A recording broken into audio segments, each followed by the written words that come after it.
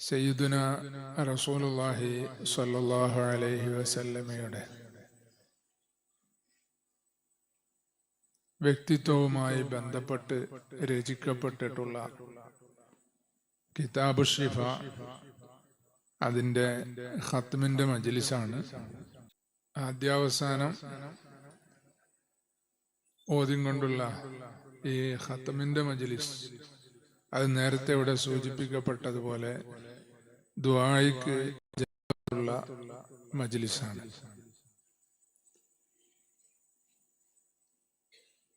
പല രാജ്യങ്ങളിലും ഇതുപോലെ കിതാബുകൾ ആദ്യാവസാനം പാരായണം ചെയ്ത് തവസ്സുലാക്കി ദുആ ഇറക്കാറുണ്ട് എന്നുള്ളതും നേരത്തെ പറയപ്പെട്ടു. സഹീഹുൽ ബുഖാരി ആദ്യാവസാനം കുറെ ആൾക്കാർ കൂടിയിരുന്ന ഓരോ ഭാഗങ്ങളായി ഖുർആൻ ഖത്മ് ചെയ്യുന്നത് പോലെ ഖത്മ് ചെയ്തുകൊണ്ട് തവസ്സുല് ചെയ്യുന്ന മജ്ലിസുകളെ കുറിച്ച് സഹീഹുൽ ബുഖാരിയുടെ ചരിത്രത്തിൽ കാണാം. അങ്ങനെ പല കിതാബുകളിലും പറയപ്പെട്ട കൂട്ടത്തിൽ ഈ കിതാബ് ഷിഫ ഖത്മ് ചെയ്യുന്ന മജ്ലിസുകളെ ചരിത്രത്തിൽ കാണാവുന്നതാണ്. കൂട്ടത്തിൽ നമ്മുടെ ഷാഫിഈ മദ്ഹബിലെ പ്രധാന മുസന്നിഫീങ്ങളിൽപ്പെട്ട ഇസ്മായിൽ ഇബ്നുൽ മുഖരി റളിയല്ലാഹു അൻഹു ഒരിക്കല് രോഗബാധിതനായപ്പോ കിതാബ് ഷിഫ ആദ്യം മുതൽ അവസാനം വരെ ഖത്മ് ചെയ്ത് തവസ്സുലാക്കി രോഗശമനത്തിനു വേണ്ടി ദുആ ഇരന്ന് അങ്ങനെ രോഗശമനമുണ്ടായത് മഹാന്റെ ചരിത്രത്തിൽ പറയുന്നുണ്ട്. മഹാനവറുകളുടെ ദീവാനിൽ പറയുന്ന ഏതാനും വരികൾ, മാബിൽ കിതാബി ഹവായ വലാകിന്നൽ ഹവാ അംസാ ബിമാ അംസാ ബിഹി മക്തൂബ കദ്ദൂരി യഹുവൽ ആശിഖൂന ബിദിക്രിഹാ ശഗഫൻ ബിഹാ ലിശുമൂലിഹൽ മഹബൂബ അർജു الشفاء تفاؤلا باسم الشفاء فحوى الشفاء وأدرك المطلوب എന്നിങ്ങനെ ആ സംഭവം സൂചിപ്പിച്ചുകൊണ്ട് ഇബ്നുൽ മുഖരി റഹ്മത്തുള്ളാഹി അലൈഹി തന്റെ ദീവാനിൽ ഈ വരികൾ എഴുതിയിട്ടുണ്ട്.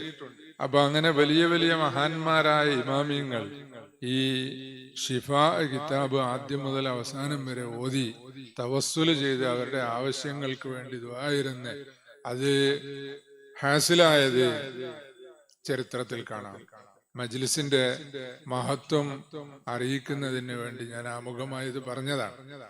കിതാബ് ഷിഫയെ കുറിച്ച് പറയുമ്പോൾ സയ്യിദുന റസൂലുള്ളാഹി സ്വല്ലല്ലാഹു അലൈഹി വസല്ലമയുടെ വ്യക്തിത്വവുമായി ബന്ധപ്പെട്ട് ശാസ്ത്രശാഖകളുടെ കൂട്ടത്തിൽ 4 ശാസ്ത്രശാഖയാണുള്ളത്. നമുക്കറിയാം, ഷമായിലുൽ മുഹമ്മദിയ്യ, എന്നപോലെ ദലായിലുൻ നുബുവ, ഖസായിസ് അന്നബി, ഇങ്ങനെ തുടങ്ങി 4 സീറത്തുൻ നബി, ഇങ്ങനെ 4 ശാസ്ത്രശാഖകളാണ് നബി സല്ലല്ലാഹു അലൈഹി വസല്ലമയുടെ വ്യക്തിത്വവുമായി ബന്ധപ്പെട്ട 4 ശാസ്ത്രശാഖകൾ. ഈ 4 ശാസ്ത്രശാഖകളിലായി 10,000-കണക്കിന് അല്ലെങ്കിൽ ലക്ഷക്കണക്കിന് ഗ്രന്ഥങ്ങൾ ഇന്നുവരെ രചിക്കപ്പെട്ടതായി കാണാവുന്നതാണ്.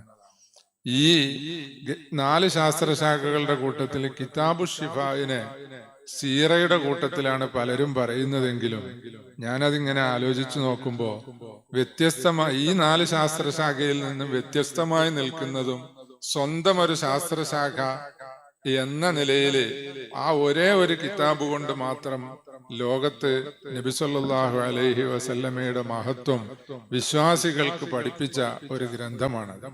ലാ യുഅല്ലഫു മിസ്ലുഹു എന്ന ഹാജി ഖലീഫ തന്റെ കിതാബിൽ അതിനെക്കുറിച്ച് പറഞ്ഞിട്ടുണ്ട്.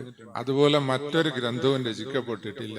ഇബ്നു ഖല്ലീഖാൻ പറയുന്നുണ്ട്, ഖാളി ഇയാദ് തങ്ങളുടെ തലീഫാത്തുകളെ കുറിച്ച്, തആലീഫുഹു ബദീഅത്തുൻ, ഖാളി ഇയാദ് തങ്ങളുടെ എല്ലാ ഗ്രന്ഥങ്ങളും ആശ്ചര്യജനകമാണ്, പുതിയ ഒരു ആവിഷ്കാരമാണ് എന്ന് വിശദീകരിക്കുന്നുണ്ട്. എന്ന പോലെ സിയറു അഅ്ലാമിൻ നുബലായിലെ ഈ ഗ്രന്ഥത്തിനെ കുറിച്ച് എന്ന പോലെ ഖാദി ഇയാദ് തങ്ങളുടെ മുഴുവൻ ഗ്രന്ഥങ്ങളെക്കുറിച്ചും പറഞ്ഞു. തആലീഫുഹ മുംതാസത്തുൻ വ അജല്ലുഹ വ അഷ്റഫുഹ അശ്ശിഫാ.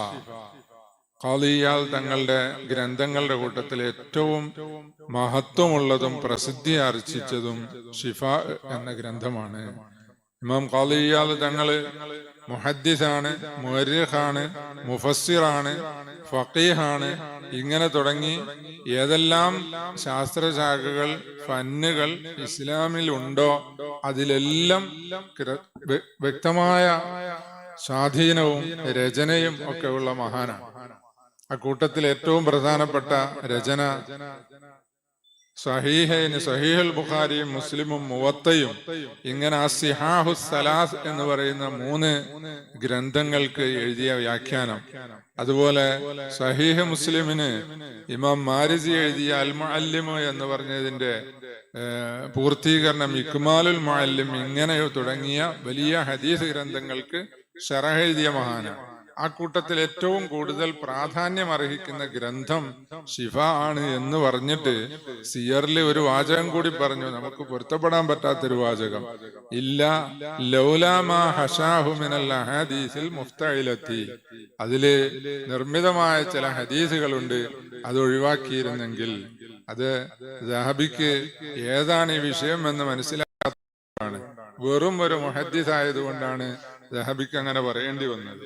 കാരണം ഖാദി ഇയാദ് റഹ്മത്തുള്ളാഹി അലൈഹി ഗ്രന്ഥം എഴുതിയപ്പോ അതിന്റെ തുടക്കത്തില് ഈ ഗ്രന്ഥം എഴുതുന്നത് നബി സല്ലല്ലാഹു അലൈഹി വസല്ലമയുടെ നുബുവത്തും റിസാലത്തും നിഷേധിക്കുന്നവർക്ക് മറുപടിയായിട്ടോ ഇസ്ലാം ഉൾക്കൊള്ളാത്തവരെ അവർക്ക് നബി സല്ലല്ലാഹു അലൈഹി വസല്ലമയുടെ നുബുവത്തും റിസാലത്തും മുഅ്ജിസത്തും സ്ഥിരപ്പെടുത്തുന്നതിന് വേണ്ടിയോ ഒന്നുമല്ല ഞാൻ ഗ്രന്ഥം എഴുതിയത്. നേരെ മറിച്ച് വിശ്വാസികൾക്ക് തഅ്കീദൻ ലി മഹബ്ബത്തി റസൂലില്ലാഹി സ്വല്ലല്ലാഹു അലൈഹി വസല്ലം വലി തുക്സറൽ അഅമാൽ വലി യസ്ദാദല്ലദീന ആമനൂ ഈമാനാ എന്നിങ്ങനെ 3 കാര്യത്തിന് വേണ്ടിയാണ് ആ ഗ്രന്ഥം എഴുതിയത് എന്ന് പറയുന്നുണ്ട്. അതായത് സയ്യിദുനാ റസൂലുള്ളാഹി സ്വല്ലല്ലാഹു അലൈഹി വസല്ലമയോട് വിശ്വാസികൾക്ക് സ്നേഹം വർദ്ധിക്കാൻ. സ്നേഹം വർദ്ധിച്ചാല് സുന്നത്തുകളായ അമലുകൾ വർദ്ധിക്കും. സ്നേഹവും ഇത്തിബാഉം ഒന്നല്ല, രണ്ടും രണ്ടാണ്. പക്ഷേ നബി സല്ലല്ലാഹു അലൈഹി വസല്ലമയോട് സ്നേഹം വർദ്ധിക്കുന്നതിനനുസരിച്ച് ആ സ്നേഹിക്കുന്ന വ്യക്തിയിൽ സുന്നത്തുകൾ വർദ്ധിച്ചു കൊണ്ടിരിക്കും.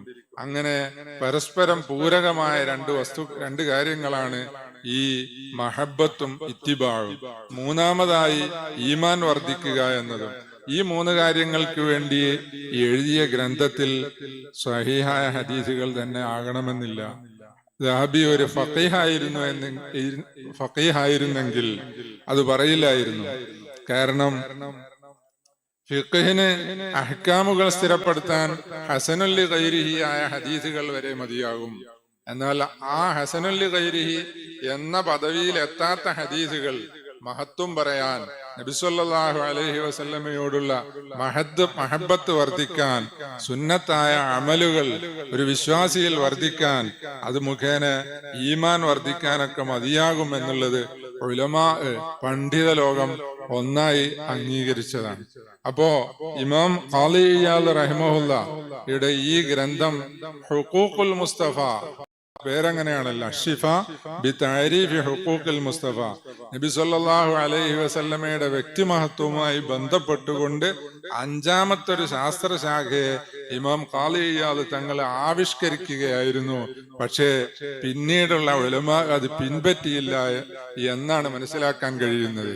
ഏതായാലും ഖാദി ഇയാദ് തങ്ങള് ആ ഗ്രന്ഥം 4 ഭാഗമായി തിരിച്ചിട്ട് ആ 4 ഭാഗത്തിനും 4 കിതാബുകൾക്കും ബാബുകളും ഫസ്ലുകളും തിരിച്ചുകൊണ്ട് ഉള്ള അതിന്റെ ആമുഖം ഇങ്ങനെ വായിക്കുമ്പോൾ ഈ ഗ്രന്ഥം എഴുതിയത് ഹിജ്റ 522 എന്ന് കാണുന്നു. ഹിജ്റ 522, അതായത് 900-ലധികം വർഷങ്ങൾക്ക് മുമ്പ് എഴുതിയ ആ ഗ്രന്ഥത്തിന്റെ ആമുഖം വായിക്കുമ്പോ ഇന്നത്തെ അക്കാഡമി റിസർച്ചുകളെ വെല്ലുന്നതായ ഒരു രചനയായത്, രചന സൗന്ദര്യവും എന്ന പോലെ ആ കലയും അറിയുന്നവർക്ക് മനസ്സിലാക്കാൻ കഴിയും.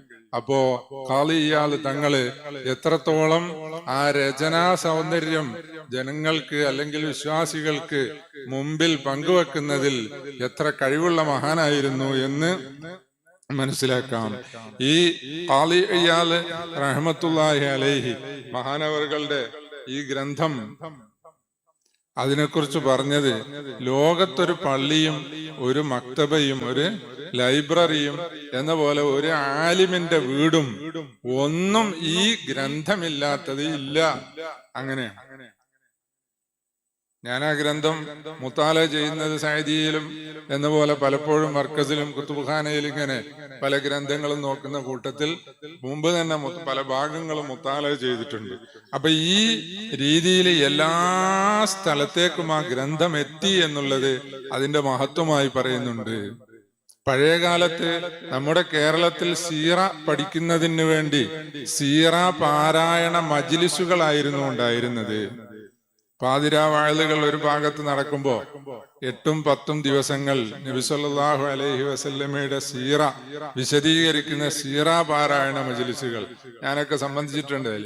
അപ്പോ അത് ഓരോ കാലത്തും നബി സല്ലല്ലാഹു അലൈഹി വസല്ലമയെ കുറിച്ച് അറിയുന്നതിനും പഠിക്കുന്നതിനും പഠിപ്പിക്കുന്നതിനും ഒക്കെ ആ ഓരോ കാലത്തും ഓരോ രീതി അവലംബിക്കുമായിരുന്നു.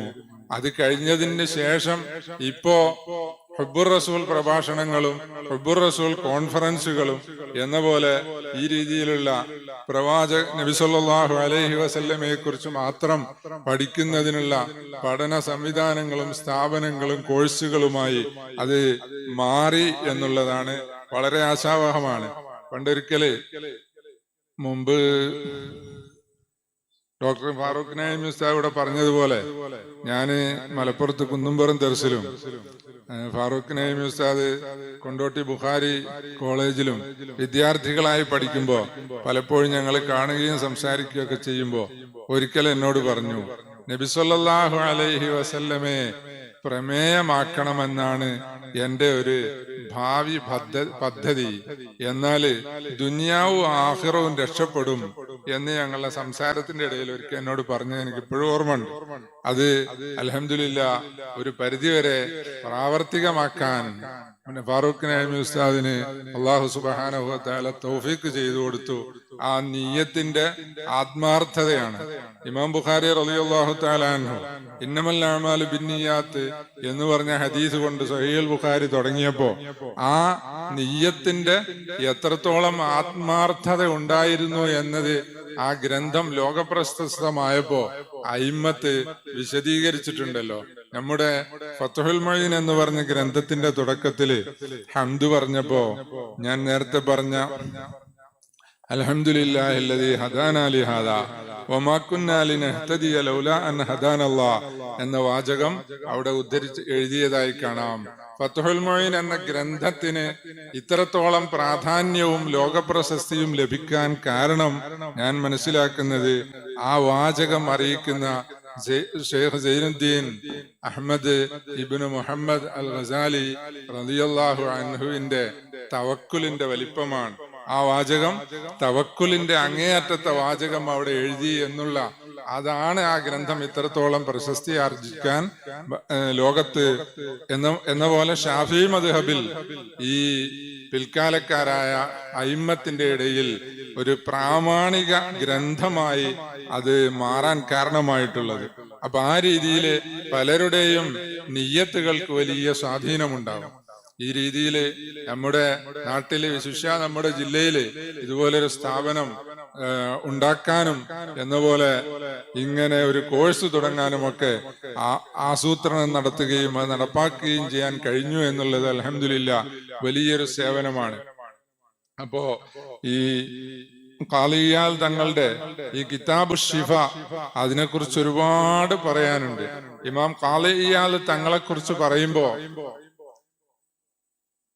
തികഞ്ഞ ഒരു അഹ്ലുസുന്നത്തി വൽ ജമാഅത്തിന്റെ ആദർശവാദിയായിട്ടാണ് ഖാളി ഇയാദ് തങ്ങളെ അയിമ്മത്ത് പരിചയപ്പെടുത്തുന്നത്.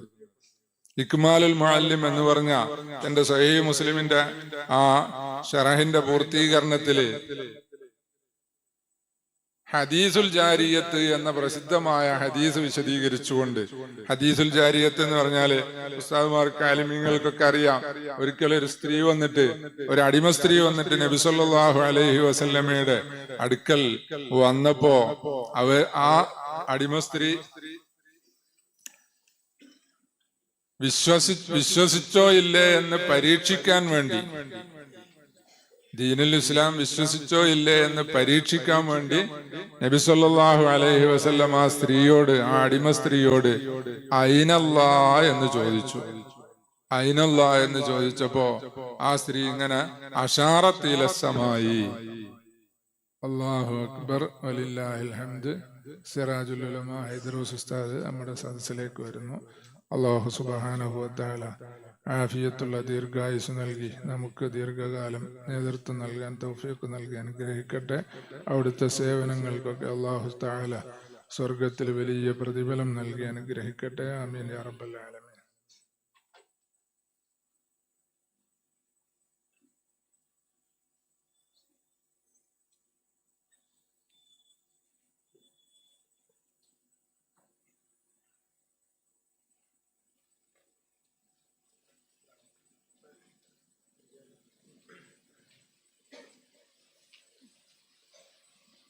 അപ്പൊ ഈ ഹദീസുൽ ജാരിയത്ത് അഹിമ്മത്ത് അതിന് എന്തുകൊണ്ടാണ് അയിനല്ലാ എന്ന് നബി സല്ലല്ലാഹു അലൈഹി വസല്ലം ചോദിച്ചത്? അപ്പോ ഈ സ്ത്രീ ആകാശത്തേക്ക് ചൂണ്ടിക്കാണിച്ചപ്പോ നബി സല്ലല്ലാഹു അലൈഹി വസല്ലം അവരെ ഒരു വിശ്വാസിയായി അംഗീകരിക്കുകയും ചെയ്തു. ഇതിനെക്കുറിച്ച് ഖാളി ഇയാദ് റഹ്മത്തുള്ളാഹി അലൈഹി പറയുന്നു, അഹ്ലുസുന്നത്തിന്റെ അയിമ്മത്ത് മുഴുവൻ ഇത്തിഫാക്കും ഇജ്മാഉമാണ് ഈ പറയുന്ന ഹദീസിന്റെ ബാഹ്യാർത്ഥം, ഉദ്ദേശമല്ല. പിന്നെന്തുകൊണ്ട് ആകാശത്തിലേക്ക് ചൂണ്ടിക്കാണിച്ചു? നബി സല്ലല്ലാഹു അലൈഹി വസല്ലം എന്തിന് അയിനല്ലാ എന്ന് ചോദിച്ചു? അപ്പോ അവർ വിശ്വസിച്ചിട്ടുണ്ടോ ഇല്ലേ എന്ന് നബി സല്ലല്ലാഹു അലൈഹി വസല്ലം ചോദിച്ചതാണ്, പരീക്ഷിച്ചാണ്. അപ്പൊ ചോദ്യത്തിന്റെ ആ ഉദ്ദേശം മനസ്സിലാകുന്ന ഒരു വാചകം ചോദിച്ചു. മക്കാ മുശ്രിക്കുകളാണെങ്കിൽ അവര് ആരാധിക്കുന്നതും എന്ന പോലെ അവരുടെ ആവശ്യങ്ങൾ തേടുന്നതും ഭൂമിയിലുള്ള അവരുടെ ബിംബങ്ങളാകുന്ന ആരാധ്യ വസ്തുക്കളിൽ നിന്നാണ്. എന്ന പോലെ മജൂസികൾ അവർ ആരാധിക്കുന്നതും അവരുടെ ആവശ്യങ്ങൾ തേടുന്നതും അഗ്നി പോലത്തെ ഭൂമിയിലുള്ള അവരുടെ ദൈവങ്ങളെ കുറിച്ചാണ്, അവരുടെ ദൈവങ്ങളിൽ നിന്നാണ്. എന്നാൽ ഇവര് വിശ്വസിക്കുന്ന രീതിയിലുള്ള അല്ലാഹു അക്ബർ വലില്ലാഹിൽ ഹംദ് ഖാദിസിയുടെ കാര്യദർശി ഡോക്ടർ മുഹമ്മദ് കുഞ്ഞി സഖാഫി ഉസ്താദ് വന്നു. അൽഹംദുലില്ലാഹ്. ഉസ്താദിന്റെ എല്ലാ ഖിദ്മത്തുകളും സേവനങ്ങളും അല്ലാഹു തആല സ്വീകരിക്കട്ടെ. ഈ സ്ഥാപനം നടത്തുന്നതിന് അല്ലാഹു സുബ്ഹാനഹു വ തആല ഇതിനെ എത്രത്തോളം ഇനിയും മുന്നോട്ട് കൊണ്ടുപോകാനും പുരോഗമിപ്പിക്കാനും കഴിയുമോ അതിന് അല്ലാഹു സുബ്ഹാനഹു വ തആല എല്ലാവിധ സഹായങ്ങളും നസ്റും അസീസും ഫത്ഹും നൽകി അനുഗ്രഹിക്കട്ടെ. ആമീൻ യാ റബ്ബൽ ആലമീൻ. അപ്പോ നബി സല്ലല്ലാഹു അലൈഹി വസല്ലം ചോദിച്ചതിന്റെ അർത്ഥം അതായിരുന്നു. അല്ലാഹു സുബ്ഹാനഹു വ തആല അവിടുത്തെ ഔന്നത്യം വിശ്വസിച്ചോ ഇല്ലേ എന്നാണ്. ആകാശം എന്ന് പറഞ്ഞത് ഖിബ്ലത്തുൽ മുഅ്മിനീൻ, മുഅ്മിനീങ്ങളുടെ ഖിബ്ലയാണല്ലോ. അപ്പൊ ഈ അടിമ സ്ത്രീ ആകാശത്തിലേക്ക് ചൂണ്ടിക്കാണിച്ചതിന്റെ അർത്ഥം ആകാശത്തിലേക്ക് കൈയുയർത്തി ദുആ ഇരക്കുന്ന അല്ലാഹു, ആ അല്ലാഹുവിനെ ഞാൻ വിശ്വസിച്ചു എന്നാണ്. എന്നിട്ട് ഖാളി ഇയാദ് റഹിമഹുല്ലാഹ് അതിന്റെ ബാക്കിയായി പറയുന്നു, എല്ലാവരും നിസ്കരിക്കുമ്പോ ഖിബിലയിലേക്ക് തിരിഞ്ഞല്ലേ നിസ്കരിക്കുന്നത്, അതുകൊണ്ട് അല്ലാഹു സുബ്ഹാനഹു വ തആല ഖിബിലയിൽ ആണ് എന്ന് ആരും ലോകത്ത് മനസ്സിലാക്കിയിട്ടുമില്ല, വിശ്വസിച്ചിട്ടുമില്ല, പറയുന്നുമില്ല. എന്നതുപോലെ ഈ അടിമ സ്ത്രീ ആകാശത്തിലേക്ക് കൈ ചൂണ്ടിയതിന്റെ പേരിൽ അല്ലാഹു സുബ്ഹാനഹു വ തആല ആകാശത്തിലാണെന്നോ മുകൾ ഭാഗത്താണ് എന്നോ അതിനർത്ഥമില്ല. എങ്കിൽ നബി സല്ലല്ലാഹു അലൈഹി വസല്ലമ അയിനല്ലാ എന്ന് ചോദിച്ചതിന്റെ അർത്ഥം എന്താണ്? അയിന ജലാലത്തുഹു വ അളമത്തുഹു എന്നാണ് ആ ചോദ്യത്തിന്റെ അർത്ഥം. അല്ലാഹു സുബ്ഹാനഹു വ തആലയുടെ ഔന്നത്യവും അവിടുത്തെ വളർമയും നീ വിശ്വസിച്ചോ ഇല്ലേ എന്നാണ് ആ ചോദിച്ചതിന്റെ അർത്ഥം.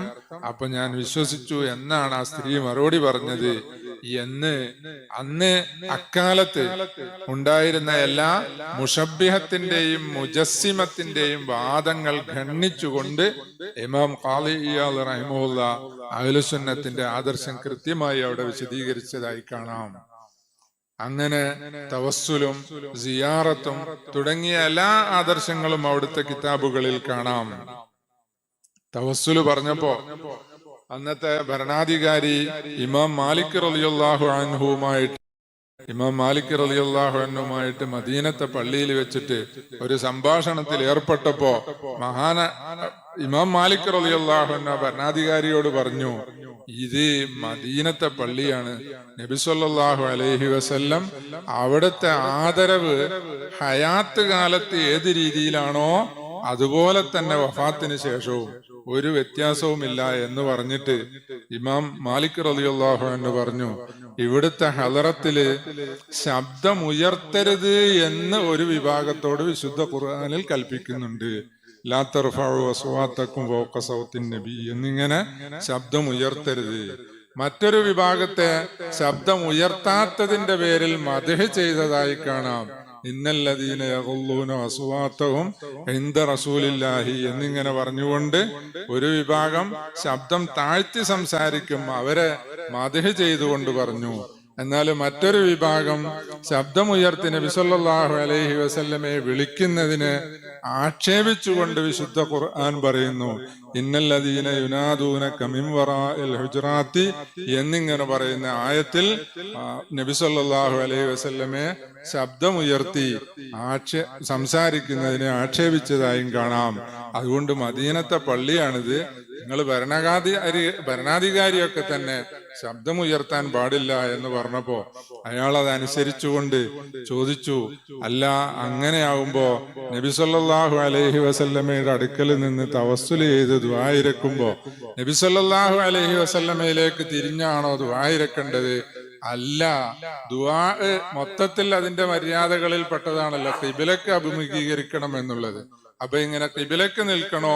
അതല്ല, ഖബർ ഷരീഫിന് ആ ഖിബിലക്ക് എതിർഭാഗത്തായി നിന്നുകൊണ്ട് പിന്തിരിഞ്ഞു നിന്നുകൊണ്ട് നബി സല്ലല്ലാഹു അലൈഹി വസല്ലമയുടെ ആ മുഖത്തേക്ക് തിരിഞ്ഞ് ദുആ ഇരക്കണോ എന്ന് ചോദിച്ചപ്പോ മാലിക് റളിയല്ലാഹു അൻഹു പറഞ്ഞു, ലിമ തസ്രിഫു അൻഹു വഹുവ വസീലത്തുക വസീലത്തു അബീക. എന്താണ് നബി സല്ലല്ലാഹു അലൈഹി വസല്ലമയെ തൊട്ട് തിരിഞ്ഞ് ഖിബിലയിലേക്ക് തിരിക്കാനുള്ള ന്യായം? സയ്യിദുനാ റസൂലുള്ളാഹി സ്വല്ലല്ലാഹു അലൈഹി വസല്ലം നിങ്ങൾ വസീല ചെയ്യുന്ന ആളാണ്, തവസ്സുൽ ചെയ്യുമ്പോൾ ദ്വാരക്കുന്നല്ലേ ചോദിച്ചത്? അതല്ല, വസീലത്തു അബീക. ആദം അലൈഹിസ്സലാം, ആദം നബി അലൈഹിസ്സലാം തവസ്സുൽ ചെയ്ത മഹത്വമുള്ള സയ്യിദുനാ റസൂലുള്ളാഹി സ്വല്ലല്ലാഹു അലൈഹി വസല്ലം അങ്ങോട്ട് തിരിഞ്ഞു നിന്നിട്ട് ദുആ ഇരക്കണം.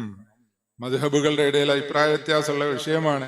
പക്ഷേ ഖാദി ഇയാദ് റഹിമഹുല്ലാഹ് ഇത് അവിടെ ഉദ്ധരിച്ചുകൊണ്ട് തവസ്സുൽ സ്ഥിരപ്പെടുത്തുകയാണ്.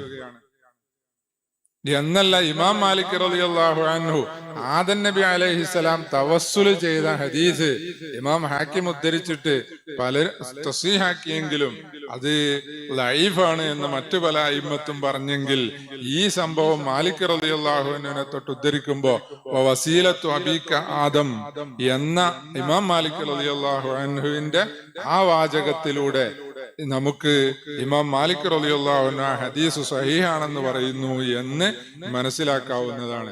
ഇമാം മാലിക് റളിയല്ലാഹു അൻഹു തസ്ഹീഹ് ചെയ്ത ഹദീസ് അത് പ്രമാണമാണല്ലോ.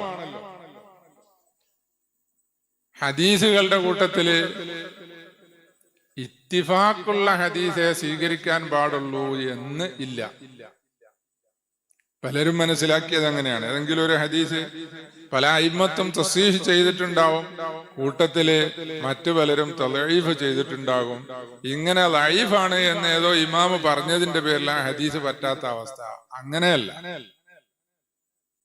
മുഖദ്ദിമത്ത് ഇബ്നു സലാഹിന്റെ ശറഹില് അത്തഖീദ് വൽ ഇലാഹില് ഇമാം ഹാഫിദ് ഇറാഖി റഹ്മത്തുള്ളാഹി അലൈഹി പ്രത്യേകമായി എടുത്തു പറയുന്നുണ്ട്, ഒരു ഹദീസ് സ്വീകരിക്കാൻ ഇത്തിഫാക്കിന്റെ ആവശ്യമില്ല.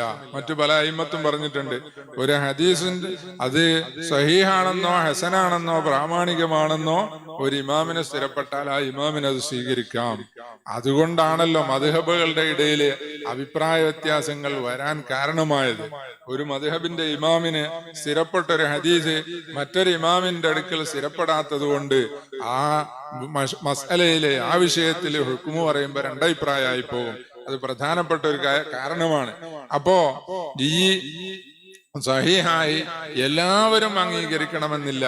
നേരെ മറിച്ച് ഇമാം ഹാഫിദ് ഇറാഖി റഹ്മത്തുള്ളാഹി അലൈഹി പറയുന്നത്, ഒരു ഹദീസ് പറ്റേ ഉപേക്ഷിക്കാൻ തെർക്ക് ചെയ്യാൻ ഇത്തിഫാഖ് വേണം.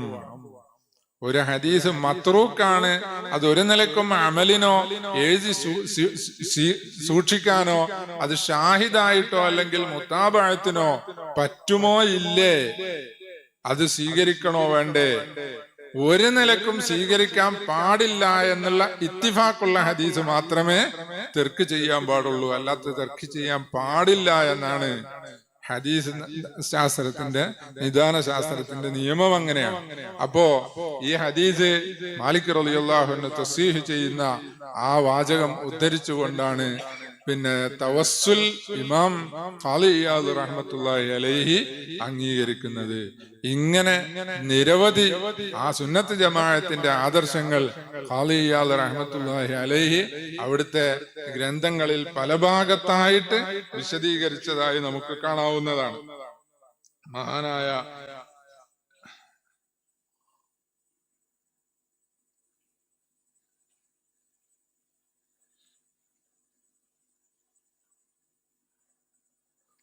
ബറക്കത്തെടുക്കുന്ന ഒരു വിഷയം, അത് ഷിഫയിൽ തന്നെ നിരവധി സംഭവങ്ങൾ ഉദ്ധരിച്ചതായി കാണാം.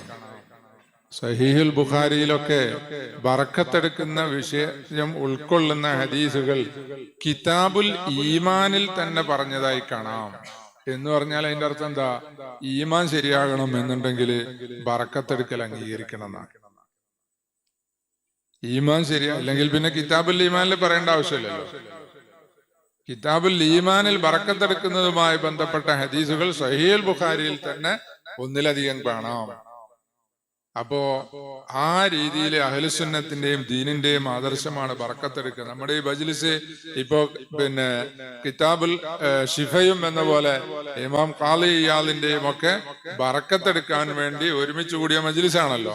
ഖാളി ഇയാദ് റഹ്മത്തുള്ളാഹി അലൈഹി ബറക്കത്തെടുക്കുന്നതുമായി ബന്ധപ്പെട്ടുകൊണ്ട് നിരവധി സംഭവങ്ങൾ ഈ കിതാബു ഷിഫയിൽ തന്നെ പറഞ്ഞത് കാണാം. അബൂ മഹദൂറത്ത് എന്ന് പറഞ്ഞ സഹാബി, അബൂ മഹദൂറത്ത് എന്ന് പറഞ്ഞ സഹാബിക്ക് ഈ മുൻഭാഗത്ത് നല്ലതുപോലെ മുടി ഇങ്ങനെ നീണ്ട് വളർന്നു, അതേ അങ്ങനെ കെട്ടിവെക്കല. അപ്പൊ അവിടെ ഇരുന്നിട്ട് ഇതിങ്ങനെ അഴിച്ചിട്ടാല് താഴത്ത് തട്ടും, അത്രയും നീളം ഉണ്ടായിരുന്നു അബൂ മഹദൂറത്ത് റളിയല്ലാഹു അൻഹുവിന്റെ തലമുടി. അപ്പോ ചോദിച്ചു, അല്ല നിങ്ങളെന്തായി മുടി വടിക്കാത്തത്, ഇത്രയും എന്താ നീട്ടി വളർത്തിയത്? മുടി വളർത്തുന്ന സുന്നത്തില് അങ്ങനെ നീട്ടി വളർത്തുക എന്നില്ലല്ലോ. മുടി വളർത്തുന്ന സുന്നത്ത് ഇങ്ങനെ പിന്നോട്ട് വളർത്തിയാൽ ഈ തോളയിൽ തട്ടുന്നവരെ വളർത്തുക, പിന്നെന്ത് ചെയ്യുക, വെട്ടിച്ചെറുതാക്കത്ത് ഈ ചെവിയുടെ താഴ്ഭാഗത്തേക്ക് വെട്ടിച്ചെറുതാക്കുക, ഇങ്ങനെ വീണ്ടും വളർന്നിറങ്ങുമ്പോ തോളയിൽ തട്ടുമ്പോ വീണ്ടും വെട്ടണം. ഇതാണ് സുന്നത്ത് വളർത്തുന്നതിന്റെ ഒരു രീതി. പല രീതിയുണ്ട് സുന്നത്തില്. മുടിയുമായി ബന്ധപ്പെട്ട് ഒരു രീതിയാണ് വളർത്തുന്നതിൽ അത്ര വരെ സുന്നത്ത്. അപ്പൊ ഇരുന്നാല് താഴെ തട്ടുന്ന അത്രയും വളർത്തിയത് എന്താണ് എന്ന് ചോദിച്ചു. നിങ്ങൾ അത് അലാ തഹ്ലിഖുഹ എന്ന് ചോദിച്ചപ്പോ അബൂ മഹദൂറത്ത് റളിയല്ലാഹു അൻഹു പറഞ്ഞു, ലമ്മകുൻ ബില്ലദി യഹ്ലിഖുഹ വഖദ് മസ്സഹ റസൂലുള്ളാഹി സ്വല്ലല്ലാഹു അലൈഹി വസല്ലം യദിഹി. ഈ മുടിയാൻ പഠിക്കൂല, ഒരിക്കലും പഠിക്കൂല. ലമ്മകുൻ ലിയഹ്ലിഖ എന്താണ്? നബി സല്ലല്ലാഹു അലൈഹി വസല്ലം മുടിയിൽ തൊട്ടിട്ടുണ്ട്. നബി സല്ലല്ലാഹു അലൈഹി വസല്ലം അവിടുത്തെ തൃക്കരം ഈ തലയിൽ വെച്ചു, അങ്ങനെ എന്റെ മുടിയിൽ തൊട്ടതുകൊണ്ട് അതെന്റെ ശരീരത്തിൽ നിന്ന് ഞാൻ മുറിച്ചു മാറ്റുന്നതല്ല. സഹാബത്തിന് നബി സല്ലല്ലാഹു അലൈഹി വസല്ലമയുടെ ആ കൈ തൊട്ട മുടി കൊണ്ട് ബറക്കത്തെടുക്കുന്നതിൽ എത്ര പ്രാധാന്യം അവർ നൽകിയിരുന്നു. ഇത് മറുപടി പറഞ്ഞിട്ട് പിന്നെ ആരെങ്കിലും അതിനെതിര് പറഞ്ഞോ? ഒരാളും എതിര് പറഞ്ഞിട്ടില്ല. ഖാലിദ് റളിയല്ലാഹു അൻഹുവിന്റെ തൊപ്പി യുദ്ധത്തിൽ വീണ സംഭവം നിങ്ങൾക്കറിയാം. എന്നിട്ട് ആ വീണ തൊപ്പി കയ്യിൽ രണ്ടാമത് കിട്ടുന്നതിന് വേണ്ടി വളരെ കഠിനമായി ശത്രുക്കളുമായി പോരാടിയിട്ട് ആ തൊപ്പി രണ്ടാമത് കൈക്കലാക്കി. ശത്രുക്കളുടെ ആ ഇടയിലാണ് തൊപ്പി വീണുപോയത്. അപ്പൊ അവരുമായി നല്ലതുപോലെ ഏറ്റുമുട്ടിയിട്ടാണ് ഫശദ്ദ അലൈഹാ ശദ്ദത്തൻ എന്നാണ് അയിമത്ത് പറയുന്നത്. കഠിനമായി പോരാടിയിട്ടാണ് ആ തൊപ്പി തിരിച്ചു വാങ്ങിയത്. അപ്പോ രക്ഷപ്പെടുത്തിയെടുത്തത്. അപ്പൊ കൂടെയുള്ള സൈന്യത്തിലെ മറ്റംഗങ്ങള് അതിനെ ആക്ഷേപിച്ചു. എന്താ ഒരു തൊപ്പി താഴെ വീണു, അത് ഇങ്ങനെ വലിയ പോരാട്ടം നടത്തിയിട്ട് അതിനെ വീണ്ടും രക്ഷപ്പെടുത്തിയെടുക്കാൻ കാരണം എന്താണ്? അതൊരു തൊപ്പി, ഒരു പടത്തൊപ്പിയല്ലേ, ഒരു ഹെൽമറ്റ്. അപ്പോ മഹാൻ പറഞ്ഞത് തൊപ്പിയല്ല പ്രശ്നം, അതില് സയ്യിദുനാ റസൂലുള്ളാഹി സ്വല്ലല്ലാഹു അലൈഹി വസല്ലമയുടെ ഒരു ഷാറത്തുണ്ട്. ആ ഷാറത്ത് അല്ലാത്ത ഖാഫി ഐദിൽ മുശ്രിക്കീൻ, അവിശ്വാസികളുടെ കയ്യില് സയ്യിദുനാ റസൂലുള്ളാഹി സ്വല്ലല്ലാഹു അലൈഹി വസല്ലമയുടെ ഒരു ഷാറത്ത് പെട്ടുപോകാൻ പാടില്ല എന്നതുകൊണ്ടാണ് ഞാൻ ഇത്രയും കഠിനമായി യുദ്ധം ചെയ്തിട്ട് അത് രക്ഷപ്പെടുത്തിയെടുത്തത് എന്ന് മഹാൻ ഷിഫായിൽ തന്നെ പറയുന്നുണ്ട്. എന്ന പോലെ ഇമാം മാലിക് റളിയല്ലാഹു അൻഹു മദീനയില് മൃഗത്തിന്റെ പുറത്ത് സഞ്ചരിക്കാറില്ല. എല്ലാവർക്കും അറിയുന്ന സംഭവമാണ്. കാരണം എന്താ? അതിന് ചോദിച്ചോ പറഞ്ഞു, അസ്തഹി മിനല്ലാഹി അൻ നതഅ തുർബത്തൻ ഫീഹാ റസൂലുള്ളാഹി സ്വല്ലല്ലാഹു അലൈഹി വസല്ലം ബിഹാഫിരി ദാബത്തിൻ. നബി സല്ലല്ലാഹു അലൈഹി വസല്ലം അന്ത്യവിശ്രമം കൊള്ളുന്ന ആ ഭൂമിയിൽ ഞാനും മൃഗത്തിന്റെ പുറത്ത് പോയാല് എന്റെ ആ മൃഗത്തിന്റെ കുളമ്പ് അവിടെ ചവിട്ടും. അത് എനിക്ക് സഹിക്കാൻ കഴിയൂല. അത് അങ്ങനെ ചെയ്യിക്കുക എന്നുള്ളത് ചെയ്യാൻ പാടില്ലാത്തൊരു കാര്യമാണ്. അപ്പൊ ആ ലജ്ജ, അള്ളാഹുവിനോടുള്ള ഹയാ കാരണത്താൽ എനിക്കത് സാധിക്കുകയില്ല. അസ്തഹി മിനല്ലാഹി എന്നാ പറഞ്ഞത്. അപ്പൊ അതിന്റെ അർത്ഥം എന്താ? അള്ളാഹു തആല വിലക്കിയതാണത്. അള്ളാഹു തആല വിലക്കിയത് ചെയ്യാൻ പാടില്ലല്ലോ. അതല്ലേ ഹയാ എന്ന് പറയുന്നത്. അപ്പൊ അതുകൊണ്ട് എനിക്കങ്ങനെ ഹയാ ആകുന്നു എന്ന് പറഞ്ഞുകൊണ്ട് മഹാനായ മാലിക് റളിയല്ലാഹു അൻഹു അതിൽ നിന്ന് വിട്ടുനിന്നു. ഇങ്ങനെ ധാരാളം സംഭവങ്ങൾ കിതാബു ഷിഫയിൽ തന്നെ കാണാവുന്നതാണ്. നബി സല്ലല്ലാഹു അലൈഹി വസല്ലമയുടെ ഖബർ സിയാറത്ത് അത് സുന്നത്താണെന്ന് വളരെ വ്യക്തമായി ഷിഫയിൽ തന്നെ പറയുകയും അതിന് നിരവധി തെളിവുകൾ ഉദ്ധരിക്കുകയും ചെയ്തിട്ടുണ്ട്. ഉദാഹരണം, മൻസാറ ഖബരി വജബത്ത് ലഹു ശഫാഅത്തി എന്ന പോലെ മൻസാറനി ഫിൽ മദീനത്തി മുഹ്തസിബൻ കാന ഫീ ജിവാരി, എന്നെ മദീനയിലെ പ്രതിഫലം ഉദ്ദേശിച്ചുകൊണ്ട് സിയാറത്ത് ചെയ്തെങ്കിൽ കാന ഫീ ജിവാരി, സ്വർഗത്തില് എന്റെ അയൽവാസിയായിട്ടുണ്ടാകും എന്ന് പറഞ്ഞു. നമ്മളെ ഷഹീർ തങ്ങള് നമ്മളെ സദസ്സിലേക്ക് എത്തി. അൽഹംദുലില്ലാ.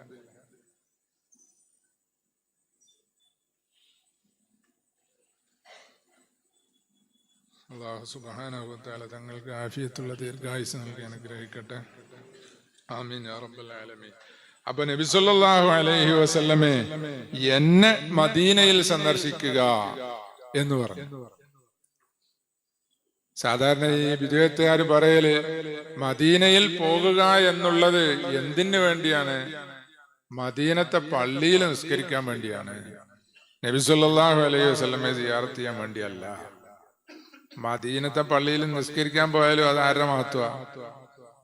അത് നബി സല്ലല്ലാഹു അലൈഹി വസല്ലമയുടെ മഹത്വല്ലേ? നബി സല്ലല്ലാഹു അലൈഹി വസല്ലമയുടെ കാരണമായിട്ടാണ് മദീനത്തെ പള്ളിക്ക് മഹത്വം ഉണ്ടായത്. മദീനക്കും മഹത്വം ഉണ്ടായത് മദീനത്തു റസൂലില്ല അതുകൊണ്ടല്ലേ? അപ്പൊ ഇത് മണ്ടത്തരല്ലേ? സാധാരണ പള്ളികളിലൊക്കെ പോയാല് എന്താ ചെയ്യാ? സദസ്സിലൊക്കെ പോയാല് നമ്മള് പൊതുവെ അലസന്മാരല്ലേ? ഏറ്റവും പിന്നില് ഏതെങ്കിലും ഒരു മൂലക്ക് അവിടെ എവിടെയൊക്കെയാണ് പൊതുവെ ജനങ്ങൾ ഇരിക്കുക അല്ലെ? എന്നാലോ അവിടെ ഒരു റൗള, ആ റൗളത്തുമ്മിൻ റിയാലുൽ ജന്ന, അതങ്ങനെ തയ്യാറാക്കിയത് എന്തിനാ?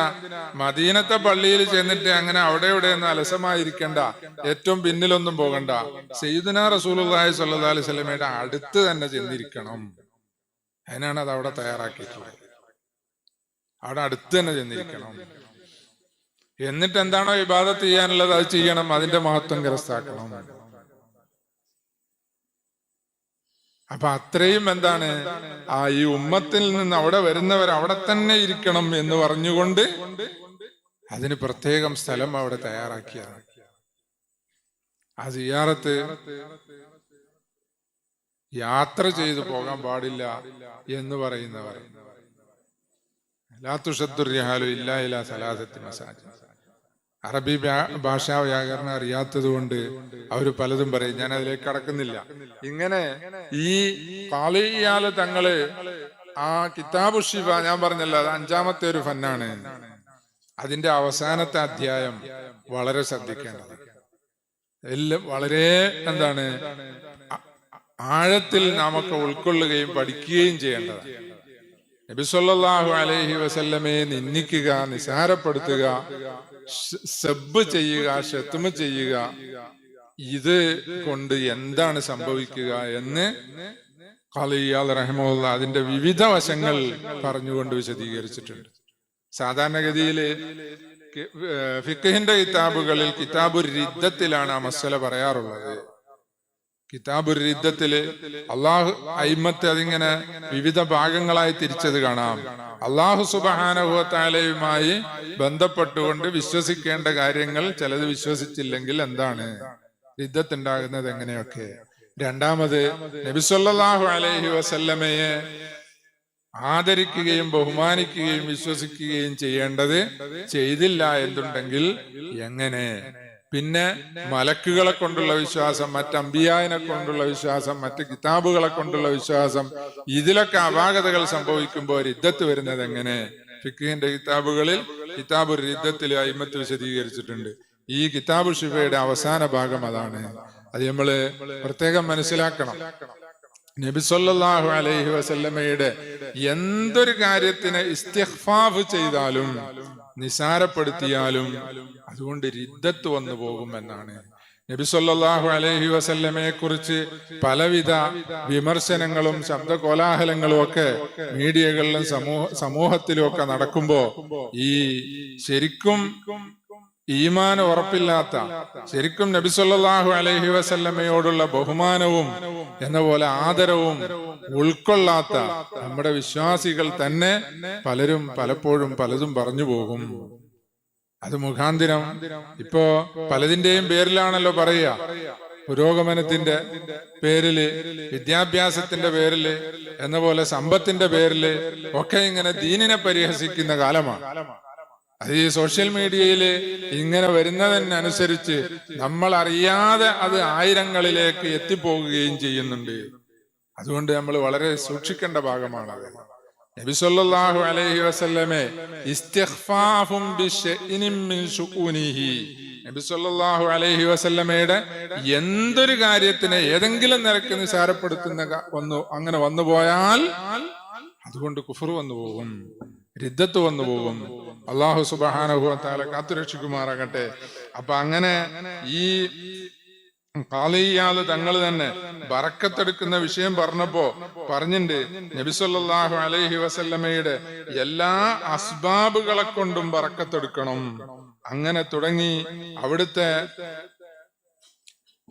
ومن إعلامه وإكباره إعلام جميع أسبابه وإكرام مشاهده وأمكنته من مكة والمدينة ومعاهده وما لمسه صلى الله عليه وسلم أو عرف به. നബി സല്ലല്ലാഹു അലൈഹി വസല്ലമയുമായി ബന്ധപ്പെട്ട എന്തെല്ലാം അസ്ബാബുകളുണ്ടോ അതിനെ എല്ലാം ബഹുമാനിക്കണം. നബി സല്ലല്ലാഹു അലൈഹി വസല്ലമയുമായി ബന്ധപ്പെട്ട് പറയുന്ന എന്തെല്ലാം അസ്ബാബുകളുണ്ടോ അത് മുഴുവൻ ബഹുമാനിക്കണം. എന്ന പോലെ അവിടുത്തെ മഷാഹിദുകൾ, സ്ഥലങ്ങൾ, നബി സല്ലല്ലാഹു അലൈഹി വസല്ലം വന്നിട്ടുള്ള സ്ഥലങ്ങൾ, ഹാളിറായ സ്ഥലങ്ങൾ, ഇതിനെ എല്ലാം ബഹുമാനിക്കണം.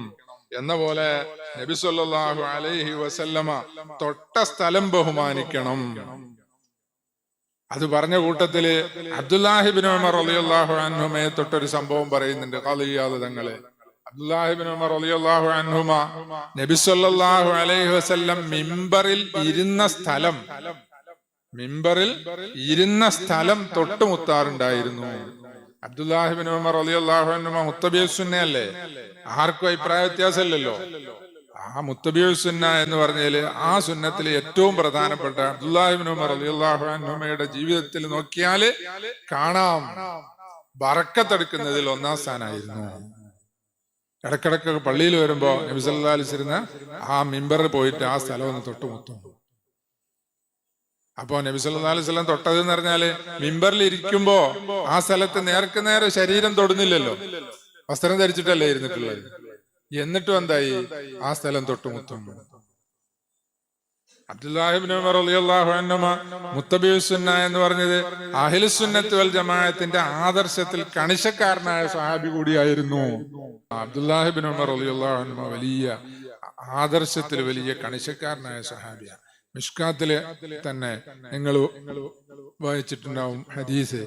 അബ്ദുല്ലാഹി ഇബ്നു ഉമർ റളിയല്ലാഹു അൻഹു ഒരു പള്ളിയിൽ ചെന്ന് കയറിയപ്പോ അവിടെ ഈ തർജീഅ് എന്ന് പറഞ്ഞ തസ്വീബ് എന്ന് പറഞ്ഞത് മുഅദ്ദിൻ അവിടെ വാങ്ക് കൊടുക്കുന്നു, നിസ്കരിക്കാൻ കയറിയതാണ്. അപ്പൊ തസ്വീബ് എന്ന് പറഞ്ഞ ഒരു പരിപാടി ആ മുഅദ്ദിൻ ചെയ്തു.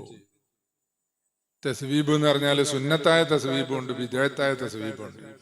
ബാങ്ക് കൊടുത്തു കഴിഞ്ഞിട്ടും പള്ളിയിൽ ആരും നിസ്കരിക്കാൻ വന്ന് കണ്ടില്ല. അപ്പൊ പള്ളിയിൽ ആരും നിസ്കരിക്കാൻ വന്ന് കാണാഞ്ഞപ്പോ പിന്നെ ഒറ്റയ്ക്ക് നിസ്കരിക്കണ്ടേ, മുഅദ്ദിൻ മാത്രമേ ഉള്ളൂ. അപ്പൊ അയാൾ എന്ത് ചെയ്തു, വീണ്ടും ഹയ്യാലസ് സ്വലാഹ് ഹയ്യാലൽ ഫലാഹ് എന്നോ, അത് അപ്പതാണോ അല്ലെ വേറെ പദാണോ എന്നുള്ളത് ഖിലാഫുണ്ട്. ഏതായാലും അത് മാത്രം ഇങ്ങനെ ബാങ്കിന് ശേഷം കുറെ കഴിഞ്ഞിട്ട് ആരാ വരാതിരുന്നപ്പോഴേ രണ്ടാമത് ഒന്നുകൂടി വിളിച്ചു പറഞ്ഞു. ഇത് കേട്ടിട്ടാണ് അബ്ദുല്ലാഹി ഇബ്നു ഉമർ റളിയല്ലാഹു അൻഹു പള്ളിയിലേക്ക് കയറിയത്. അപ്പൊ മറുപടി പറഞ്ഞു, കൂടെ ഉണ്ടായ ഖാദിമിനോട് പറഞ്ഞു, നഖ്റുജു മിൻ ഇന്ദി ഹാദൽ മുബ്തദിഇ, ഇയാളെടുക്കലേ നമുക്ക് നിസ്കരിക്കൽ ശരിയാവൂല, വേറെ പള്ളിയിൽ പോയി നിസ്കരിക്കാന്ന് പറഞ്ഞിട്ട് അബ്ദുല്ലാഹി ഇബ്നു ഉമർ റളിയല്ലാഹു അൻഹു അവിടുന്ന് ഇറങ്ങിപ്പോയി. ഈ വിദേഹത്ത് വിശ്വാസത്തിലെ വിദേഹത്ത ഒരു അമലിയായ വിദേഹത്തല്ലേ. അദ്ദേഹം പറഞ്ഞ മുത്തബിഉ സുന്നയില് അതെല്ലാം നമ്മൾ മനസ്സിലാക്കേണ്ട കാര്യമാണ്. അപ്പോ ഞാനിനി ദീർഘിപ്പിക്കുന്നില്ല, ഞാനൊരു അല്പം ദീർഘിപ്പിച്ചത് അബ്ദുള്ള ഉസ്താദ് ഇങ്ങോട്ട് എത്താൻ വേണ്ടിയിട്ടാണ്.